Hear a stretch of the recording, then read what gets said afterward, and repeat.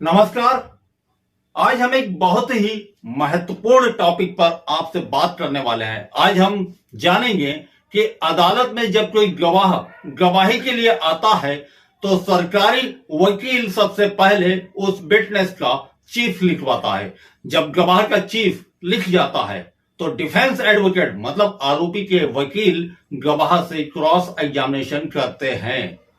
Cross examination case के तथ्यों पर निर्भर करता है, लेकिन फिर भी हम आपको कुछ प्रश्न बताने वाले हैं जो आप एनडीपीएस केस के मामले में आईओ से कर सकते हैं, क्योंकि एनडीपीएस केस में आईओ एक महत्वपूर्ण विटनेस होता है, क्योंकि ज्यादातर एनडीपीएस के मामलों में आईओ ही वादी होता है। तो जब भी आप क्रॉस एग्जामिनेशन करने अदालत में जाएं तो अपनी पूरी तैयारी के साथ जाएं, फाइल की डीपली स्टडी करें और उस स्टडी से जो मेन पॉइंट निकल कर बाहर आए, जिसकी वजह से आप अपने क्लाइंट को बरी करवा सकते हैं, उन पॉइंटों को एक डायरी या एक पेपर पर अवश्य लिखें। यही वह स्टेज होती है जहां पर एक अधिवक्ता की काबिलियत का पता चलता है।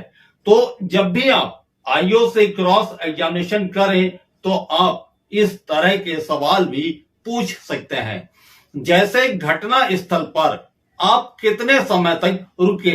यहां पर यदि आईओ कहता है कि वह आधे घंटे या 15 मिनट तक रुका, तो यहां पर आप यह साबित कर सकते हैं कि आईओ ने घटना स्थल पर कुछ किया ही नहीं, ना तो नशीले पदार्थ को घटना स्थल पर सील मोहर किया और ना ही घटना स्थल पर फर्द तैयार की। और यदि आयोग कहता है कि वह 3 या 4 घंटे घटना स्थल पर रुका और वहीं पर फर्द तैयार की, वहीं पर नशीले पदार्थ को सील मोहर किया, तो आप आईओ से पूछें कि आपने फर्द खड़े खड़े तैयार की या कहीं पर बैठकर आराम से तैयार की। यहां पर यदि आयोग कहता है कि घटना स्थल के पास दुकान पर बैठकर फर्द तैयार की और वहीं पर नशीले पदार्थ को सील मोहर किया, तो आप यह जरूर पूछें कि आपने दुकानदार को विटनेस क्यों नहीं बनाया। तो आयोग कह सकता है कि भलाई बुराई के कारण दुकानदार विटनेस बनने को तैयार नहीं हुआ, तो आप कह सकते हैं कि स्वतंत्र गवाह नहीं है, इसका मतलब रिकवरी डाउटफुल है।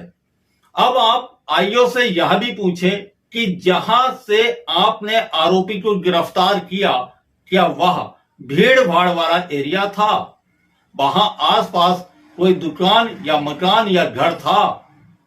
यहां पर आयोग कहता है कि घटना स्थल पर भी भीड़ भाड़ थी, तो आप पूछें कि घटना स्थल पर भीड़ भाड़ थी, फिर भी आपने स्वतंत्र गवाह क्यों नहीं बनाया। यहां पर फिर आयोग यही कहेगा कि भलाई बुराई के कारण कोई भी गवाह बनने को तैयार नहीं हुआ। अब आप आईओ से यह भी पूछें, क्या आपने एफएसएल फॉर्म भरा था, यदि भरा था तो फाइल पर कहां है। आप आईओ से यह भी पूछें, मौके पर कौन सी सील लगाई गई थी और बाद में कौन सी सील लगाई गई है।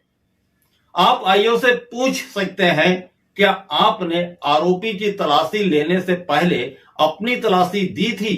यदि आयोग कहता है कि हां मैंने अपनी तलाशी दी थी, तो आप पूछें कि आपने अपनी तलाशी किसे दी, और यह भी पूछें जब आपने अपनी तलाशी दी तो आपके पास से क्या क्या बरामद हुआ।